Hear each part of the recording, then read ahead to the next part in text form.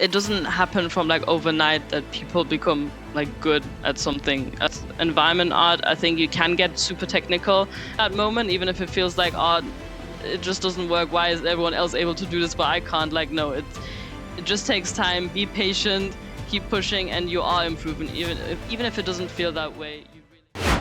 Jasmin, how's it going? Good, and for you? It's a great day today, actually. It's been a great day, and now even greater because you've always been on the VIP golden list of guests, the legendary guest list on a podcast that I wanted to make, which is currently the Generalists. And I was like, one day I'll have Jasmin on. Why? Because you've always been the number one artist when it came to environment art for me. Is I was like, as you can see, like as a generalist artist, first thing you want to do is be an environment artist. It's the first thing you want to master, right? Yeah. So I wanted to thank you for joining, even though like this podcast is not super popular or anything, but you still were able to give me a chance, which is great. And I will always be thankful for that. I'm super grateful to be here. Thank you for inviting me and also all the kind words. I'm very happy to hear that you think that way about me and my work. So I really, really appreciate that. And I'm excited to be here. It's been a while that I've been on a podcast or talked about my art, I think, in like a recorded or live scenarios. So I'm excited. I can imagine, and we'll get into that in a second, of course. We'll know how busy you've been the last year. And yeah, so I wanted to give an intro to the viewers about the podcast, about me. I'm Jack. I call myself Jack the Generalist. I have a Twitch channel where I do Let's Learns, which is like Let's Plays, but with a twist that I learn tools for environment art or for games in general. And I decided to start the Generalists, the podcast, where I invite people who know a little bit about a lot of things. And sometimes, or most of the cases, it's a lot about a lot of things. And so, what we focus on in this podcast is focus on the journey, the blood, sweat, and tears that goes into game or learning in general. Because my focus is to highlight learning. And so I wanted to say or ask you, and that is the first part of the podcast always, the journey. I call it like the journey into art, the human part of the artist or the human behind the artist. So first question for you is, before you got so established and well known in the industry, where did you start? And can you take us through your time at school? So do you mean like all the way back to even high school or university as well? Okay, wow.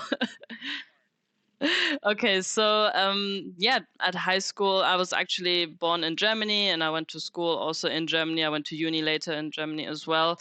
But I've always been interested in art and I would always draw and paint and do little like sculptures, like little pottery stuff at school even. And my family is quite creative as well. My mom is an architect, so I always like have seen her work on different plans. She's also really good at painting and drawing. So that was quite inspirational as a child as well. And at school, to be honest, I had art classes, like just the basics ones you have at high school. But I'd never even had in my head the opportunity or the option even to think about, okay, I want to do this later as a job or work, because art was always just a hobby or a thing that I was like just enjoying in my free time. But at school and even a bit after that, I was thinking of maybe studying history or languages because I really enjoyed learning languages, being bilingual, like growing up on German and Persian. I thought like, okay, I want to learn even more languages. So I was learning French and Spanish and Japanese and wanted to maybe do something with that. And history is really cool too. So I didn't even think art would be a thing I could do. And then I finished high school and I was like, okay, let's see what I want to actually do. And then I went a bit into illustration and thought maybe I can do like illustrations for books or graphic design or for advertisement. But as soon as I started looking more into that, I even applied to university courses in the UK for that, and got accepted. But then almost as soon as the courses were going to start, I was like, okay, wait, I don't know if I actually want to do that. Like, am I really interested in marketing or graphic design, or what do I actually want to do? So I backed out again, and then had like a quiet, I would say like a year or so, where I was just thinking, okay, what areas in art are they that I want to actually look into and pursue? And then that's how I like slowly but surely stumbled across game art and working in video games, even, or even the game industry as a thing. Because yeah, I think most of us didn't really understand maybe before we got into games that it's a field you can work in. At least that was the case for me. I always played video games. I always liked to play games and had different consoles and was a avid like PC gamer, but I didn't really think about as a child or teenager who makes them, which sounds really bad like in retrospect now, but it was just not on my radar at all. And then as soon as I did, I was like, wow, that's a whole new world to discover. So basically, in a place between high school, graduating, and college, you had a spark of interest in art generally, right? And that didn't matter if it is a video game, if it was an illustration. So here's the thing. You obviously can paint. Like, you can paint, and you understand colors, and you understand contrast, you understand composition. We can see it in your work. It's like actually one of the most popular work out there and on ArtStation when it comes to environment art. So my question is, when was 3D in the picture, and how did that start? I think the earliest interaction with 3D I had was 2016.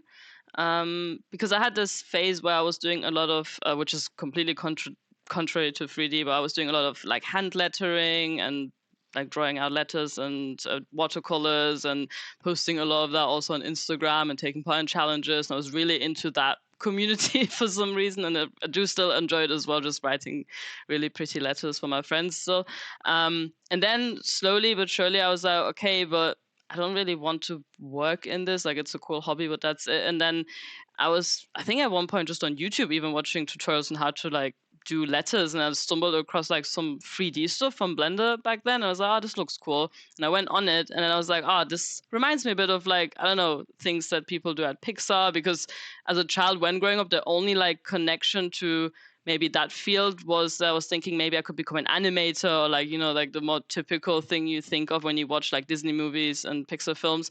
And my mom even was like sometimes telling me that she wanted to maybe go in that field when she was like in her 20s, but it was like in the 90s, so there was not much resources on that. So that was like the only pinpoint I had. And when I saw like Blender tutorials, I was like, oh, this kind of reminds me of what people do in films maybe. And then I went into that and I was like, oh, wait, there's more to it. Like, they were actually talking about video games and like how you can make 3D models for games and like just indie games in general. And then I just got deeper and deeper into it and was making very like the typical low poly models you see that even in some commercial stuff people used to make, where you can see the actual polygons and stuff like that. And I was starting just to make little scenes with that. I even like recreated the place we were living at, my childhood home, in 3D, but like in very low poly, like flat color materials, and lighting that inside Blender. And I was doing that, I think, for at least like 5 or 6 months. And even posting that a bit online, and I was like, oh, hey, look, guys, I'm trying out 3D. It's like cool and fun, and I want to get into that. So that was like the first dabbling in 3D, but it wasn't like geared towards games at all. I was just kind of learning how to even use the program or utilize just Blender. Like, I was just using Blender, and that's all. I love that. I love that you were active in that field, and that actually takes me to the next question. These days, courses are a very common thing to partake in, right?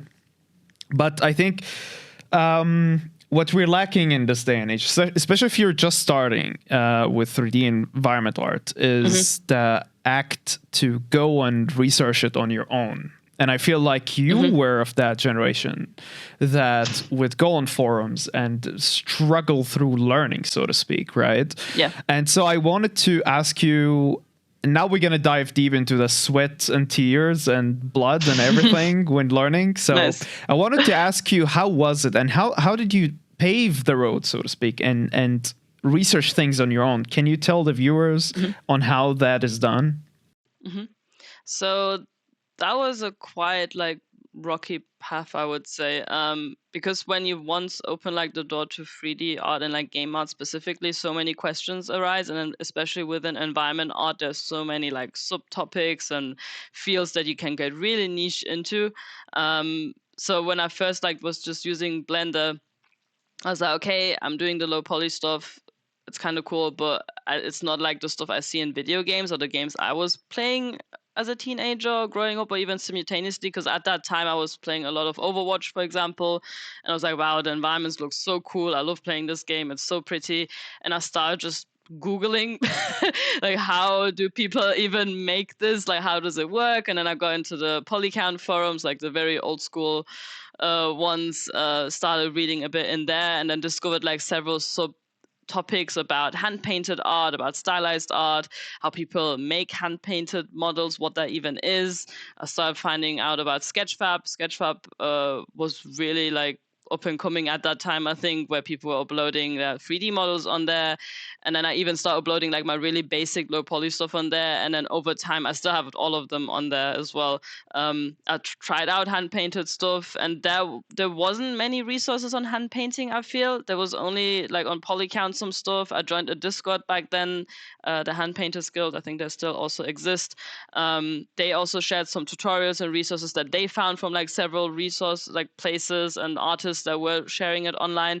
But it was very scattered around. Like I had to really be quite disciplined, and I was like putting them all in like lists for myself and be like, okay, that's for hand painting, that's for 3D specifically, that's for Blender, that's maybe for trying out ZBrush at one point when I was like getting into that. I was like, okay, that's blowing my mind. It's a completely different world. But then I kind of left that alone for now. I was just solely focusing on hand painting and 3D. And in that sphere, I realized quickly, okay, it's not just a hands-on like 3D tutorials I need where somebody shows how to model a sword and how to texture that. It's more also about it's the art knowledge that you need for it, especially for the painting aspect. And then I simultaneously to like just doing the 3D learning aspect, I started to like sharpen up my art knowledge as well, because before that I was just making art quite unconsciously, I would say. Like I think I have a feel for colors and that, but it's also important to hone that and actually understand how to use them and when it's appropriate to use specific color palettes for what you want to achieve, and how shadow and light works and interacts with each other on different materials, on different scenarios. And that's where I slowly started to either do material studies, but on 3D models, because I thought, okay, I'm not a concept artist, I'm not an illustrator. I just want to use it on the model. While learning how to model, I'll also learn how to texture.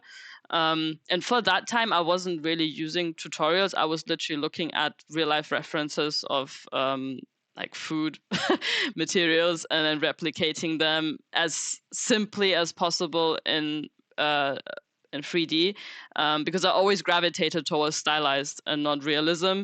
And so basically a lot of those studies I was doing already, they were quite simplified because it was like the ability I had at the time. And that was quite helpful because I was just picking up the main aspects of that material and painting that. So I think a big chunk of that time was not really following any courses or specific tutorials. And that's whenever people in that time were even asking me, what do you do to learn? And like, how do you advance? I was literally saying, I'm just doing master studies. I'm just looking at like real objects and trying to replicate them, or go on SketchUp and look at the wireframe of the models and try to replicate that and have like a good topology based on those, because a lot of like artists also from Blizzard or like other studios were uploading their stuff on SketchUp, and you could see like what good topology means actually, because that was also like a whole thing of paying attention to that or not paying attention to that. That's very interesting. That's so different than learning from a course. That's like a whole different level. I've been there once. I did before all of this stuff when I was in high school. I did manga coloring, and there was no courses about that, right? And so I would go into the masters, or what was considered a master back then, and I would like examine the work, and I'm like, all right, so the nose is shaded this way, and the colors are used in that way.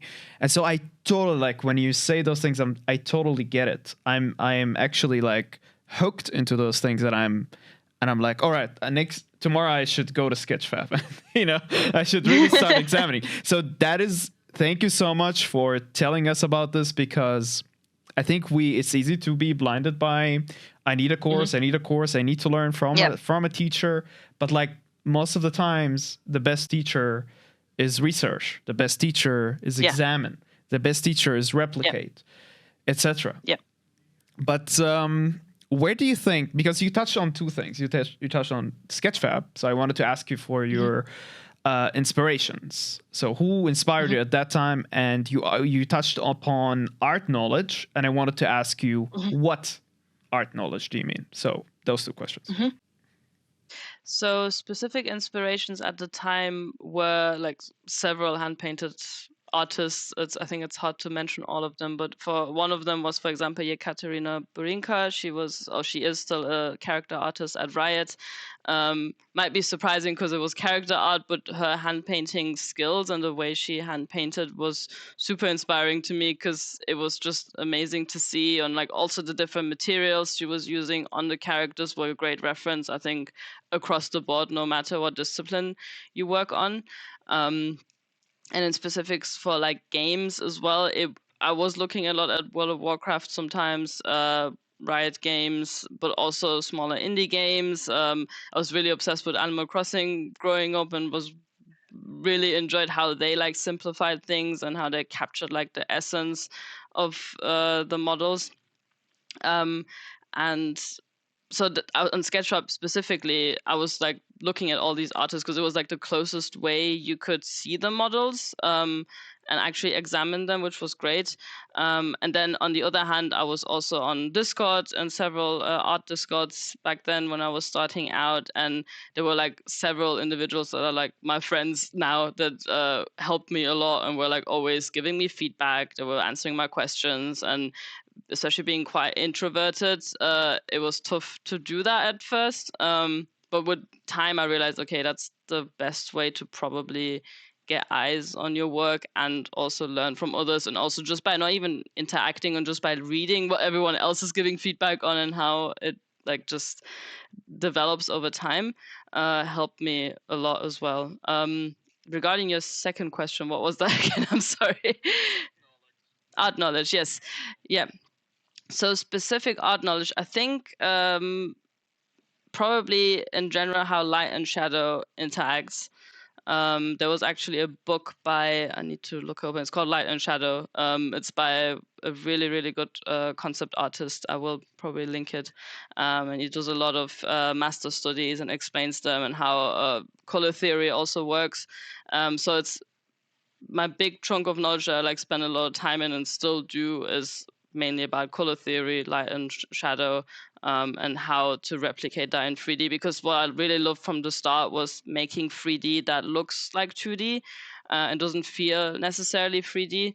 And that a lot of that is actually coming from how you use the colors and how you use light and shadow. And besides that, other than that, composition, how you can compose an image that is appealing to the eye, but also not over cluttering things, level of detail, what is like the main focal viewpoint of an environment, of an image, and all those things kind of bleed into each other. That's why I always say like 3D is really technical, but it depends on which side of 3D you're kind of going into. And with environment art, I think you can get super technical and that helps, but retaining that art knowledge and those art basics that are outside of 3D are super important. And that's why like from early on, I was looking at a lot of concept art, studying how the concept is made and what colors they use and trying to, as much as possible, to do that in 3D.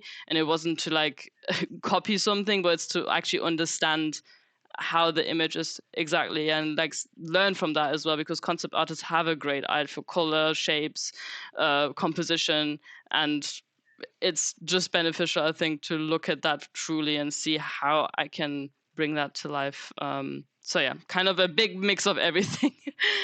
It is like that is basically the premise of the Generalists. Like really, you need to know a lot to create something. So more power to that, of course. And I wanted to mention, like, I feel like with art, it's a bit ego is involved in the picture. So a lot of artists are like, should I really copy this? Am I a true artist if I copy this? But we don't have the same concept when it comes to mathematics, to sports, to games. Yeah. Like with sports, we're like, how to score a goal in football, right? And so we try and we train. That is acceptable. Yeah. With art, it's like, oh, did you copy from that artist? You're worth nothing. It's like, no.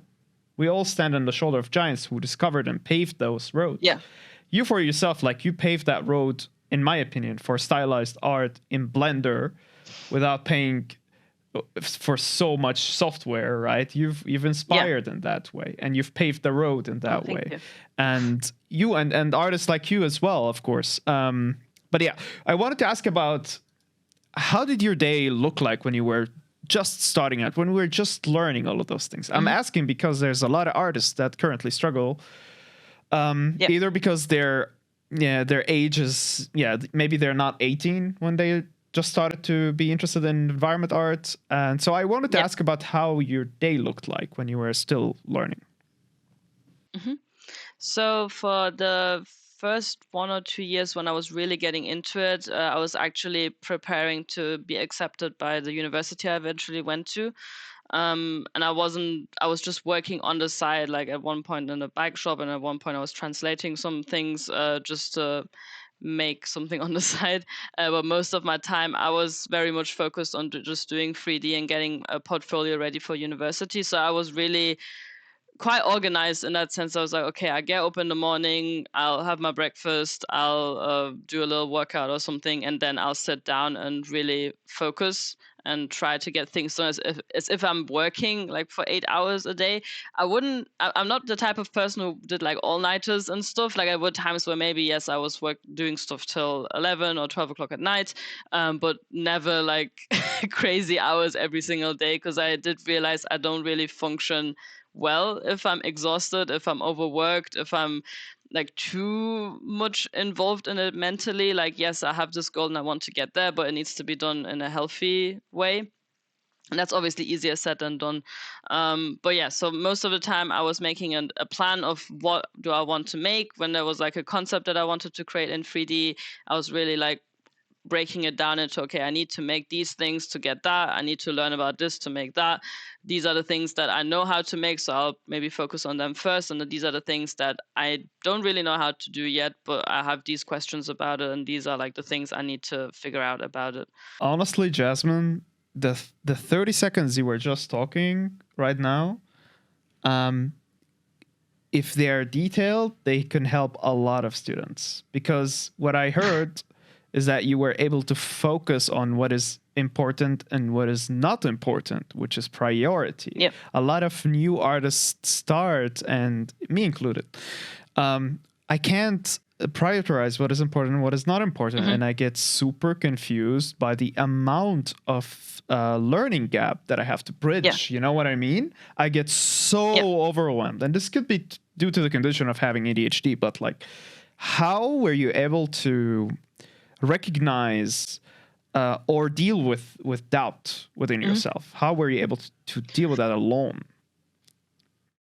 That's a good question, because it's something I think that every artist still, like, probably no matter how many years you work even, or get recognition for your work, or even just, have experience, it still stays. But I think what helped me a lot, even back then, was to really force myself to be like, okay, I'll just focus on this aspect of the project that I need to do, and then the rest I'll think about it when I get to it. And I have this approach with several things in life, I would say. Even when I was applying to uni back then, that university was my only choice. And I was like, everyone around me was saying like, oh, but what if they don't accept you? And I was like, it's okay, I'll think about it if that happens. But now I'm going to give it all just to get into there. And then I tried to apply that to like the projects as well, where I was like, okay, for example, when I'm making a tree, I'm not going to think about, oh God, how do I have to implement the tree? I'll just first think about, okay, what do I need for the tree? Okay, it's the trunk, it's the branches, it's the canopy, the leaves. How do I make the textures? I'll make the textures, I build the tree, and then I'll move on to, okay, how do I implement it? Because back then I didn't know how to use engines. I didn't know what's the best way to make a tree. And I think if you're starting out, you have all these questions and all these like gaps, as you said, that are really hard to fill instantly. And some of us, and me included, sometimes we want to get things done quick and we're like, oh god, this is frustrating, why is it not working out? And especially with 3D, it can be tough because things take even longer than with like traditional art maybe, or with 2D, where you paint something for a couple of weeks and you're done. But with 3D it can be months even, and several days just for one asset. And I think just setting these small goals and be like, okay, this is a small win I can have. It's having these spikes of motivations that come from actually solving those little problems or little tasks for yourself, and then moving on to the next big chunk. Because environments in general are built from like big to small, and then you like hyper focus on like the really, really small stuff. But like working that way, even when you're on the big scale stuff, and focusing like, okay, what is something that would be a quick win for me to like get me moving, instead of just like pondering about it, is really helpful. Because then when you actually try it, then it's like, okay, this works, this doesn't work, and then you can move on from it, instead of like sitting there and thinking, should I do it this way or should I do it that way? Like there's a good balance between planning and doing. I think that needs to be sometimes just, you just need to push yourself, like, okay, I'll just try it, and if it doesn't work, that's okay, because failure is a big part of art in general. I feel that you just need to try and see what works. You see, that is really important to talk about those things, because when I was trying to replicate the work that you did, I was just like failing hard, and I'll be like, it's not worth trying. She's obviously just better than me. You know what I mean? But the truth was exactly what you were saying. Start with something small. You need those small wins. These small wins. Yep. Otherwise, you'll feel like you're losing. And I feel like the most difficult thing that I went through was that I wanted to do everything by myself. I was like, concept is it's going to be my concept. It's going to be my environment. I'm going to figure out every little thing. And then I look at your art and it's amazing. And you allowed yourself to be amazing. You allowed yourself failure. You allowed yourself to copy from other person's concept. That's why you ended up better than, I'm not going to say me, but like you ended up at that good, let's say, without comparison. And you allowed yourself to work and fail. And that is amazing. So now we established how you became established. We talked about it a little bit. We talked about the blood, sweat, and tear, which I think is the most important topic ever for artists, especially that are coming, they're just learning right now. So I wanted to start talking about your artwork generally. So unless you still want to add something? I think we pretty much covered everything. Like, as you said, it doesn't happen from like overnight that people become like good at something. There's a lot of art that I haven't shared that looks objectively bad, and there's also things that are like that I look back onto that back then I was super proud of and super happy with. That I'm like, I'll definitely would approach this differently, even with like the birdhouse or like the marketplace or like all those projects I've done before working full time. There is things that I would do completely different, and I see quite critically at now. So I would like say to anyone, don't get discouraged. Like, you always learn and you always develop, even if it doesn't feel that way in that moment, even if it feels like, it just doesn't work. Why is everyone else able to do this but I can't? Like, no, it just takes time. Be patient, keep pushing, and you are improving. Even if it doesn't feel that way, you really are, and it will eventually show itself if you keep that perseverance. Love that. I love that way of thinking. So I wanted to ask about why Stylized? I think I've been, from the get-go, when I realized, okay, I want to do game art, I want to do environment art, I was instantly just going for Stylized, because all of the games, all of the media that I've consumed throughout my life has been very stylized and colorful and animated in that sense. Like, I always read mangas, I always watched anime. I loved anything from Disney and Pixar. The video games I played were, for example, as I said, like Animal Crossing, or even as a child, like Mickey Epic, or like all the very like colorful games, nothing very gritty or dark, and like Blizzard and all that. So it was something I instantly was drawn to, and I just love creating stuff that is colorful, that is very inviting. Like I also do stuff that is a bit more on the gritty side nowadays, or like that is like a bit more edgy.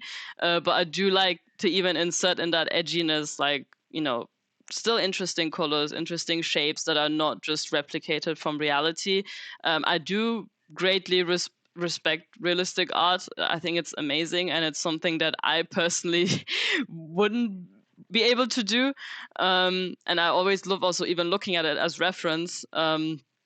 But for me personally, like stylized art is where my heart is, and where I was instantly just clicking with it. I was like, okay, yes, this is what I want to do, and this is what I want to really learn more about and hone my skills in, and really find that niche and be in that niche. It's almost like it fueled you to keep going and keep pushing. Yep. It left a lot of questions unanswered, basically, which kept you pushing to understand, like, why and how does that work, right? So my next question, which I think is not asked as much as it should be, which is how to stylize, or how stylized, basically. And that question is dearly to my heart, because stylized art is a very vague term. It could be anything. So I'll leave that to you now.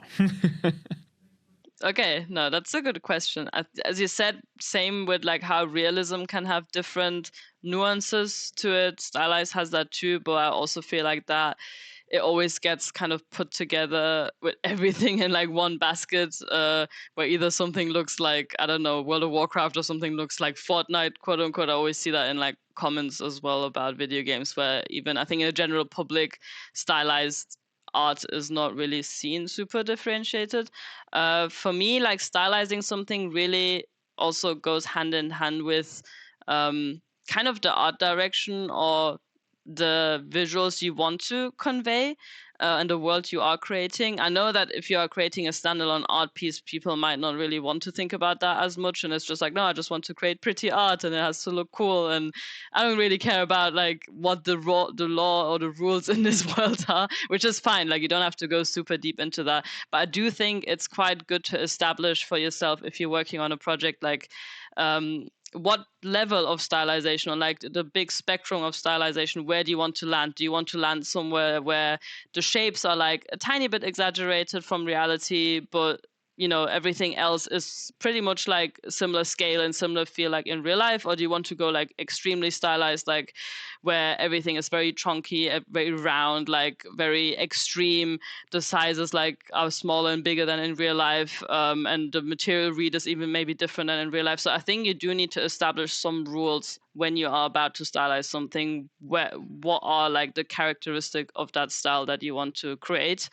I did the same thing with all of my projects, where I just kind of established, okay, I do like, for example, very typical like house proportions. I don't want to like, make the roof huge and then the door tiny. I do want to reference and actually look at like old buildings in, for example, Europe, that are from medieval times or from like more recent times, especially with the market house. I remember just purely looking at real life references, nothing like stylized in that sense. But then when it was about the colors and about the detailing of things, I was just like, okay, I don't want to reference real life. I actually want to go more extreme and more colorful and more vivid with everything than you would see in real life, because I do want to enhance reality. I don't want to kind of draw too much from it in that regard. So, but that differs again every time. Like in Wayfinder, for example, it is a highly stylized game. Like the shapes and everything are pretty exaggerated, but we don't go crazy with that either. Like, yes, everything has a curve to it, or it's not fully straight,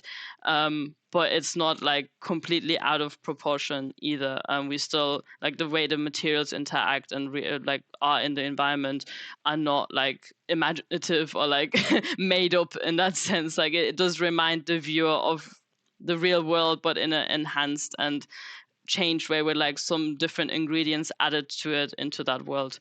But it's tough because I think it's very difficult to define stylized, as you said, as like this is the way to do stylized art, and that's not the way to do it.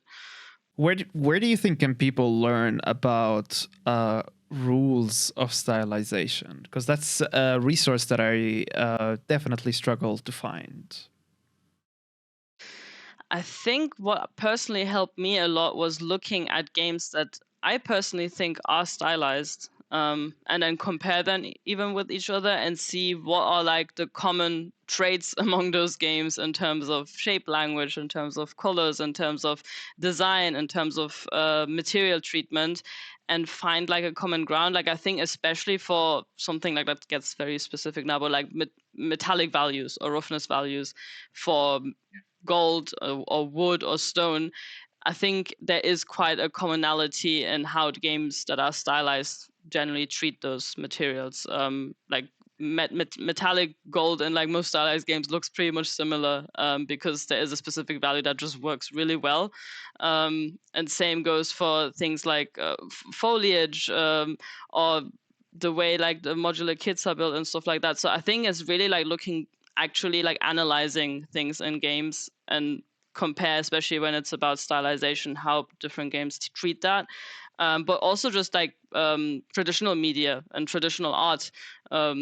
Like I said, I think Disney and Pixar, sorry, a great like very like deep source material you can look into. Like even when you look at the old like concept art paintings from Alice in Wonderland or from Cinderella, like all those are highly stylized and like really good at like exaggerating shapes and making them visually appealing, but still not like completely like crazy designs that you wouldn't be able to see in real life.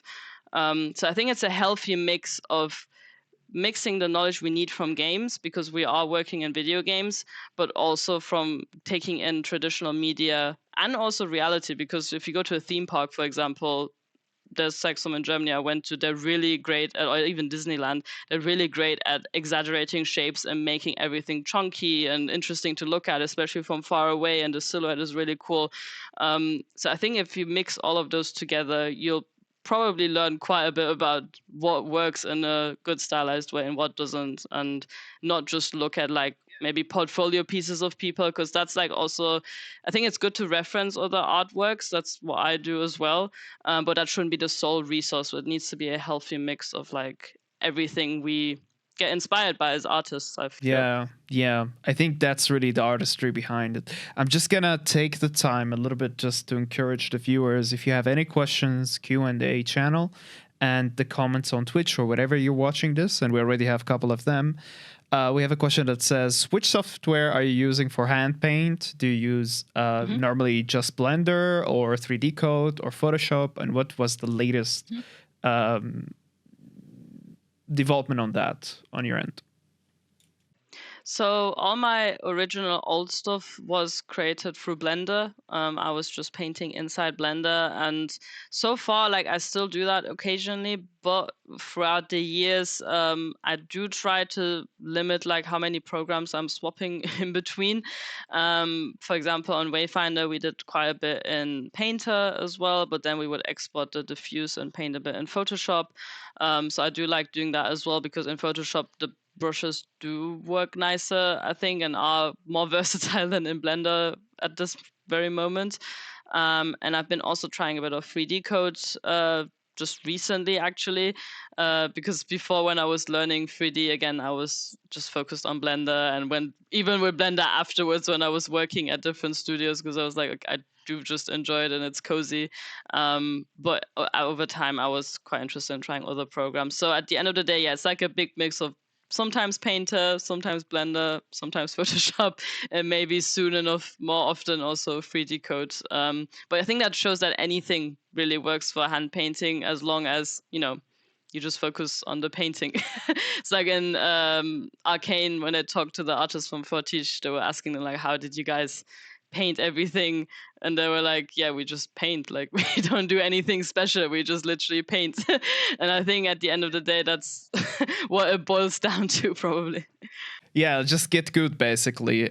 We have another question saying, when you start an environment, I think we talked about this a little bit, it can be intimidating. So how do you approach the project, block out camera angle? How do you divide the task? Do you use a certain tool?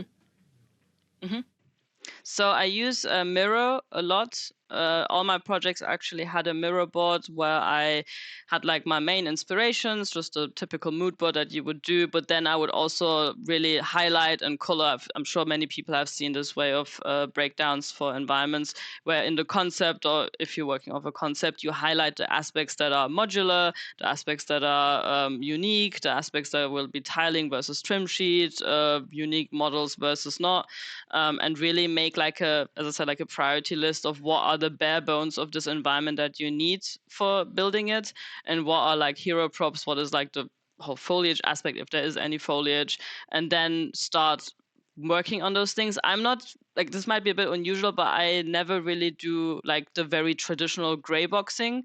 I usually make very basic models that already have some textures applied to it, like very basic tiling textures or trim sheets that are just colors, because I just want to see colors in my level. I can't work off like a gray sheet. And that helps a lot, because that actually, I think also, again, like back to like the little motivational boost, it is nice to see something that resembles a bit at least the final outcome that you want to have, and then build upon that. And then same with lighting, you do like a basic lighting block out, but don't get too married to the idea of that lighting, because especially with like the hippo place, I think I have a GIF even of that on my art station. The lighting changes it went through within like 2 months working on an environment are huge. And I thought like within the first month that I had like really cool lighting already established, and then by the end of it, it was like completely scrapped and changed. So it's good to have something in place, but always be open to iterating on it and changing it, and being okay that it might not look super pretty at the start, but eventually it'll get somewhere. So just keep having that mirror on the side, keep adding your ideas, your learnings to it, and then work vice versa back and forth between the project and... Even you, Jasmin, you didn't start with a full environment when you've just started, right? Because No. the question is about like beginners, and I need to really establish this idea, like do simple stuff. Start Yes. small, Yep. nail it first, scale it later. Yep. And I think you did that too, right? Yep. Yes, I did like a lot of dioramas first, which are like really small scale, like you said. It's just a cutout of an environment, not a full environment. And even with a diorama, you can go big if you feel like, you made all the aspects of it and then you can want to expand on it. You can do that. But as you said, it's way less intimidating to start with something small and nice that is self-contained and very polished, instead of like going big instantly. Because even for me at this stage, let's say when I want to start a new environment in my free time, it can feel for me also quite overwhelming to be like, oh my God, I need to do all of this. Like maybe I'll just go and make like a small thing. And I think for beginners especially, it's way more encouraging and nice to do several smaller projects. And then when you're confident in those skills, then scale up. I love that. And I think that needs to be said more and more, because we like to compare ourselves to the others, and I think the right answer is compare yourself to yourself. And if you get better 1% a day, that's the goal. And that is why I started streaming Let's Learning, and I did the Let's Learns. I was like, my worst case is my best case. My worst case is that I did the stream, no one watched, I learned. My best case is someone watched, I learned, they learned. So it's the same. I am still learning. And the act of commentary also helps with that. I hope to have you once on the stream. Maybe we can build something together if you... Yeah, that'd be fun. I love that. Cool. I remember you also streamed, right? You used to stream as well? Yes, I used to do a bit of Twitch streaming while I was hand painting my models. The problem is with me, I did get quite distracted after a while, because I am not super great at like talking while working. But it was quite fun and I did enjoy it quite a bit. So maybe I'll get back to it at one point. Like you said, I think it's a good approach to like have a goal in mind that you want to achieve by the end of the stream, and work through that even together with the audience, maybe, instead of like just working on your personal project life. That might be a bit distracting. It didn't really help me personally that much, but it was really fun. I do like being interactive with people and learning and teaching at the same time. It'd be like so cool to make something very small together, and you tell me, Jack, that's not how you do it. Try this approach. And in that way we kind of can teach people as well, because like, oh, that's a common mistake, Jack, actually, something like this could be really cool. I will go through one more question. How much artistic freedom did you have while working on Wayfinder? Were you mostly following concept art, or there was more freedom? Maybe it is possible you can tell some stories about that. Airship Syndicate. With Airship Syndicate, exactly. How was the cooperation with them? Okay, yeah, tell us a little bit about that, which I was about to ask about that too. No, sounds good. No, I think what's really cool at Airship, we have amazing concept artists. Like, I'm really fortunate to work with super talented concept artists like Baldi Konjin. He's super good, and I love working with his stuff. Or Virginia Critchfield. And the thing is, with our concepts, there can be like quite detailed, I would say, in terms of the design and the shape. But the colors are usually like just blocked out, like that we roughly know, okay, this needs to be in these colors, and that's it. And sometimes we have like maybe a bit more detail in them too, but we still need to think about how the model looks from obviously all angles and all sides, especially if it's like a game prop that gets interacted with, like the chests I made one of the chests I made, for example. You do need to think a bit further than the concept.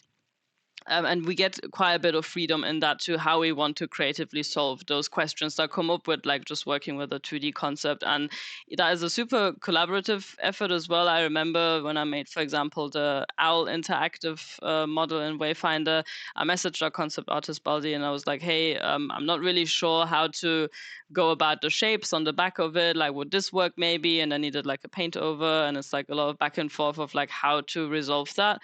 And I really enjoy that collaborative effort that our studio really enforces and lets us have that freedom to just ponder on some ideas, try things out, and just see what looks cool. Because the biggest rule we always have is that it has to look cool and pretty in the game, so go for it.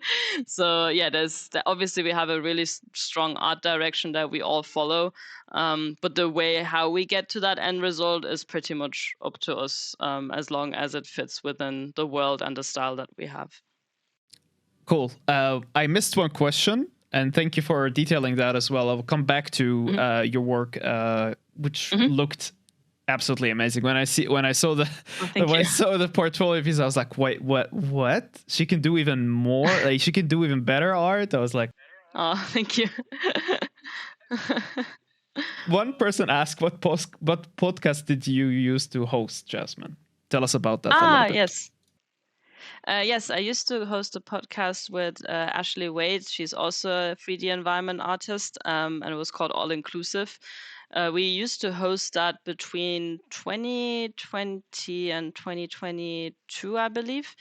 And it was really fun. Like, we would always invite people from like different parts of the industry, so not just artists. It was QA, designers, sound, everything. And we also wanted to just show how diverse the industry is.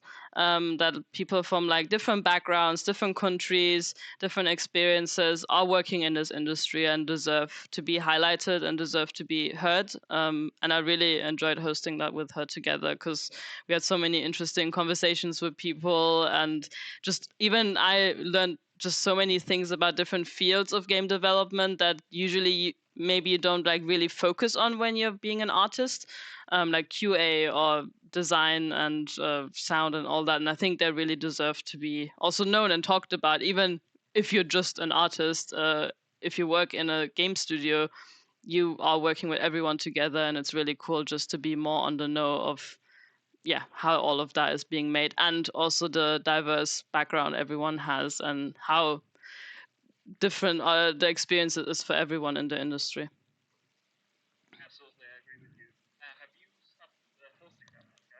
Yeah, we put it on hiatus for now because both of us got really busy with life. It was like around the time where I also like was really in production with Wayfinder, and Ash was also working at her job really hard. So yeah, we said for now we'll put a pause to, because I guess you also can speak from experience. It's a lot of work and effort to host it, edit it, get people on, and do it regularly. So it's really cool that you're doing that. I really see the effort and know what it's like in a small way.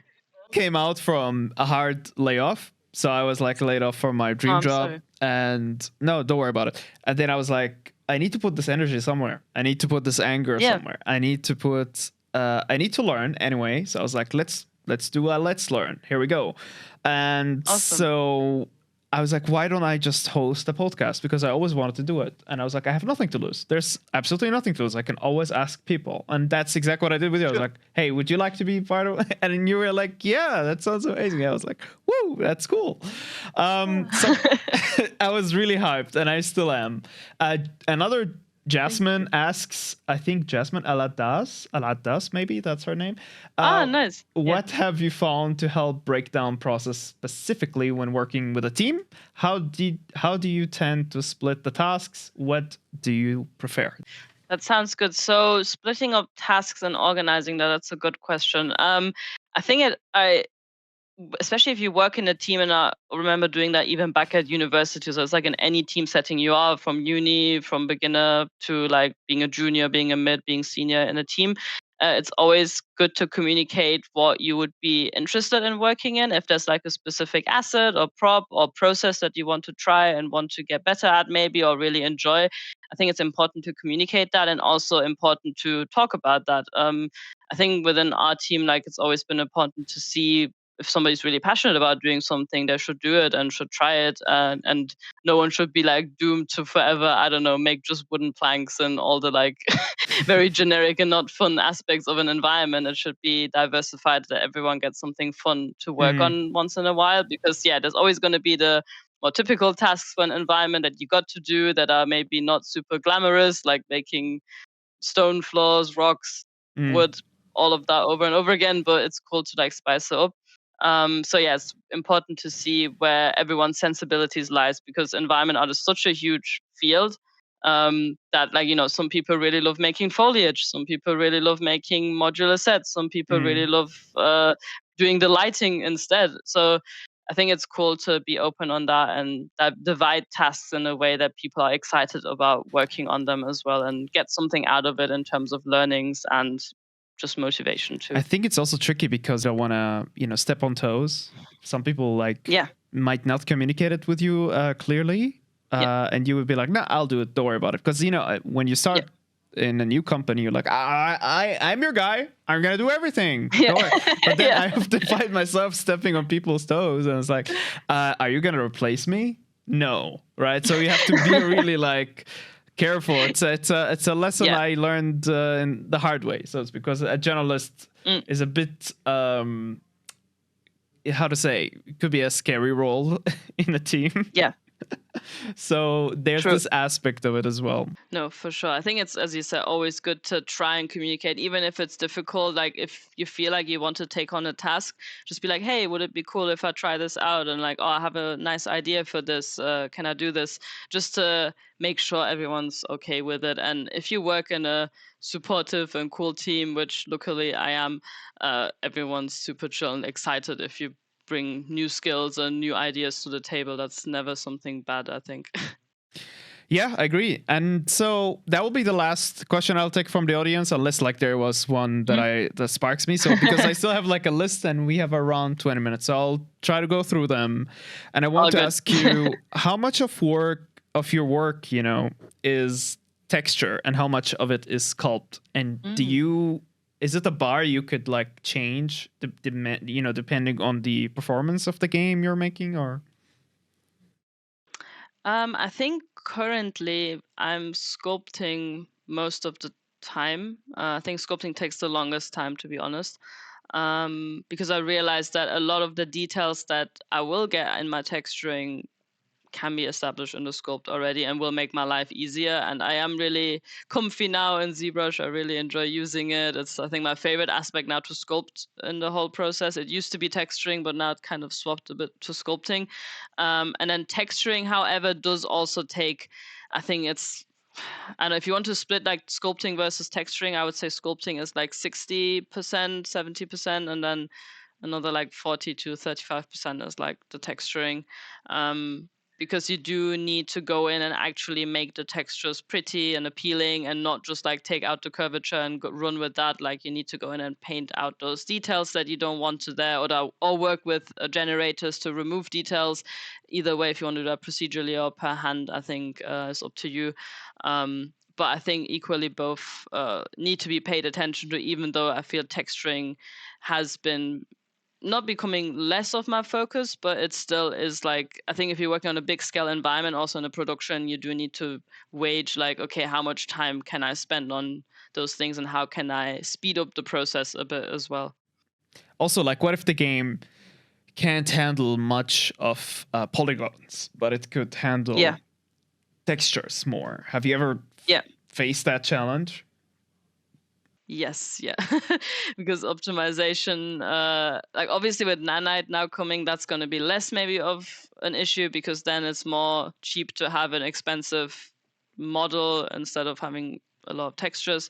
But I think in general, even with nanite, I think it's good to be able to do a lot of the heavy lifting in the textures and the normal map, instead of having to model out every single bolt on something or every little dent. Like my main rule usually for creating anything, and I think that's going to go beyond even nanite, is if it's adding to the silhouette, yes, model it out. If it's not adding to the silhouette, it's not really changing anything about the object when you're looking at it from like 10 meters, then maybe don't add it. It depends, obviously, how close you're going to see the thing as well. If you're in a first-person game, you're going to be super close to a barrel and you want to see all of the details, okay. But that's not going to be the case most of the time. And most people who play the game are not going to look at it the way we are. So I think you always got to like think about the bigger picture and have that in mind, and not get too lost on, okay, I need everything to be modeled out, I need every detail to be seen because this is great and this is a portfolio piece. Like, no, you're working on a game, it's not a single portfolio piece. And I think that's something that you will learn with time, especially as joining as a junior or mid. Like when I was even a mid and I joined Airship, it took a while to like adapt to that idea. Okay, I'm working on a game, I'm not working on a portfolio piece that's going to just be seen by itself, it's in context. And so I think then you also then try to be more efficient in that way as well, because you can't just spend that much time on having even a detailed model, and that's good for performance at the end too. That was actually my question, is like, you've always your portfolio pieces, it's like a diorama, or at best it was like a scene, but you've never had like this full environment. So how was it like when you see your art in a full scaled environment? What is your feeling? How was that any different? I think it was quite different in a way as well, that like, for example, if you're working on a game, not every single thing in the scene is also made by you, right? Like, for example, the scene that is showing right now with the drill book, somebody else made the textures on the floor. Somebody else again made the rocks. Like somebody else made the gates, or somebody even made the boss. And that was like quite new to me after, as you said, working on your own scenes and like just in a contained angle as well. That like, no, in an actual game, you have to use other people's work as well. Like your work will be used in different contexts, and you need to make it in a way that it can be used in different contexts and scenarios as well, in a big scale or in a small scale. And that was a learning curve as well, because it does make you over time a lot more flexible and a lot more forgiving in the way you are seeing things and the way you are approaching the things. And it's quite fun as well, because I feel like a lot of the stuff I was making back then, I was really like focused on that each thing needs to be perfect and it needs to like fit in and like has to not stand out too much. But now working on a game for 3 years, I'm like, it doesn't need to always be the case. Like, yes, it needs to be versatile. That's like a sensibility you develop over time.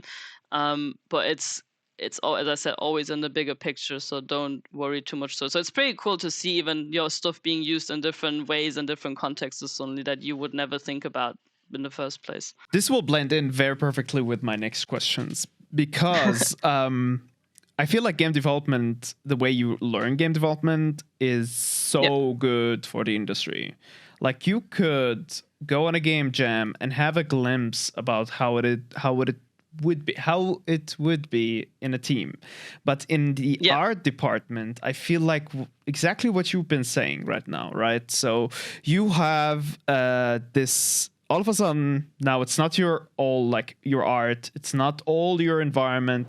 You probably can't control every little aspect of it, and I feel like we're missing that in the arts department. Even with courses don't show you that. Courses are like, here's how you can take this concept, make it to this 3D, and the mentor will give you feedback on that. But there's almost never an art jam included with the whole thing, where like, come on, 4 artists now going to work with each other. That's also like something when I was pitching the idea about us streaming together, I'm like, that is what is important. Someone who worked in the industry, kind of showing someone who doesn't know anything about the industry how it would work, you know, like consider you, for example, teaching 3 people like me and coordinating us to make something. I think that is, as a course concept, is missing, first of all, and way more important than just video 1, video 2, video 3. What do you think about that?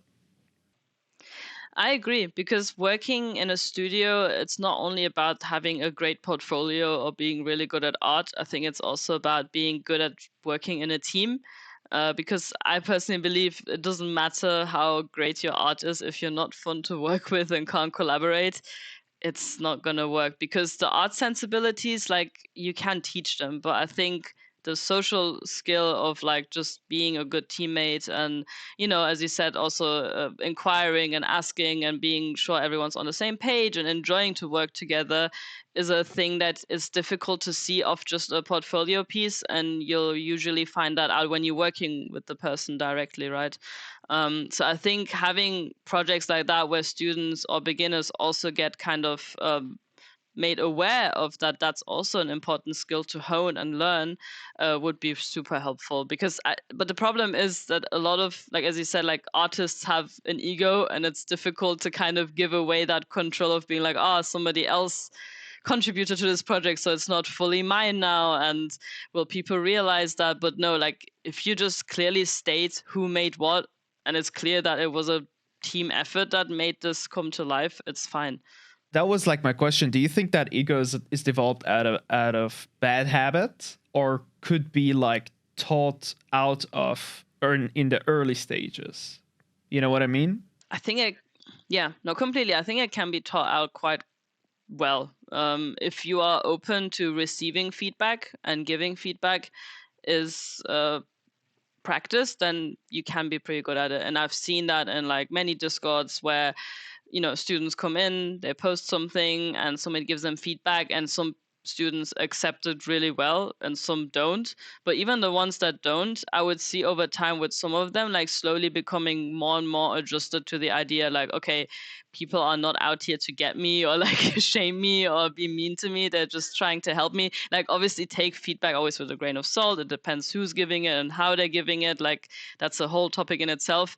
But in general, I think it's good to be just open to the idea of like, okay, I want to improve, I want to learn, and that improving and learning never stops at any stage of your career. And that ego can be put aside and be like, okay, I'm here to actually make cool art, and I want support and help from people, and I need to like be above that than just like letting my ego speak for me or act on my behalf, because that's not going to get you, I don't think it's going to get people far, to be fair, just putting that ego on the forefront of your behavior or interaction with people. Everybody who participated in this, and thank you, Jasmin, for joining us. I will say goodbye for now, and we'll leave a subscribe or follow, and I already appreciate the people who followed. And Jasmin, is there anything you would like to say? I'd just like to say thank you for having me on the podcast. I really enjoyed talking to you, and the questions were also super interesting. It even like kind of inspired me to delve deeper on some of those topics by myself a bit. So no, thank you for having me, and also thanks for all the super nice questions in the chat. I really appreciate it. I appreciate you and your art, and you keep inspiring new people. Have a great evening, night, day. Bye.